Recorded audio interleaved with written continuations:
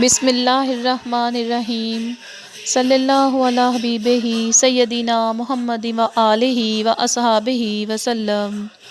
شیخ ابو محمد عبداللہ رحمۃ اللہ علیہ بیان کرتے ہیں کہ حضرت شیخ عبد القادر جیلانی رحمۃ اللہ علیہ نے مجھے اپنا ایک واقعہ سنایا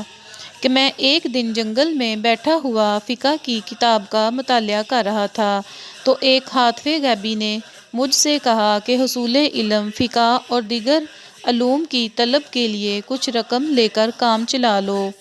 آپ فرماتے ہیں کہ میں نے کہا کہ تنگی کی حالت میں کس طرح قرض لے سکتا ہوں جبکہ میرے پاس ادائیگی کی کوئی صورت نہیں، تو اس پر ہاتف غیبی سے جواب ملا کہ آپ کہیں سے قرضہ لے لو، اس کی ادائیگی کا ذمہ دار میں ہوں۔ یہ سن کر میں نے کھانا فروخت کرنے والے سے جا کر کہا کہ میں آپ سے اس شرط پر معاملہ کرنا چاہتا ہوں کہ جب مجھے خداوند تعالیٰ سہولت عطا فرما دے تو میں تمہاری رقم ادا کر دوں گا۔ یہ سن کر اس نے رو کر کہا کہ میرے آقا، میں ہر وہ شے پیش کرنے کو تیار ہوں جو آپ طلب فرمائیں۔ چنانچہ میں اس سے ایک مدت تک 1.5 روٹی اور کچھ سالن لیتا رہا، لیکن مجھے یہ شدید پریشانی ہر وقت لاحق رہتی کہ جب میرے اندر استطاعت ہی نہیں تو میں یہ رقم کہاں سے ادا کروں گا۔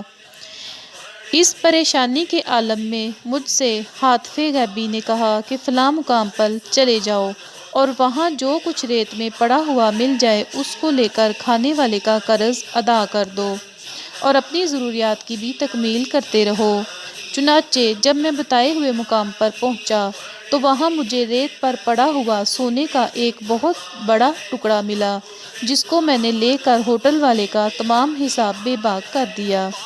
آپ نے ایک اور واقعہ بیان کیا ہے کہ ایک رات جنگل میں میرے اوپر ایسی کیفیت طاری ہوئی کہ میں چیخ مار کر زمین پر گر پڑا اور میری آواز سن کر علاقہ کے مسلح ڈاکو گھبرائے ہوئے آئے، میرے پاس کھڑے ہوئے اور مجھے پہچان کر کہنے لگے، یہ تو عبد القادر رحمۃ اللہ علیہ دیوانہ ہے، اللہ تعالیٰ ہم پر فضل فرمائے۔ صلی اللہ علی حبیبہ سیدنا محمد و آلہ و اصحابہ وسلم۔ جزاک اللہ۔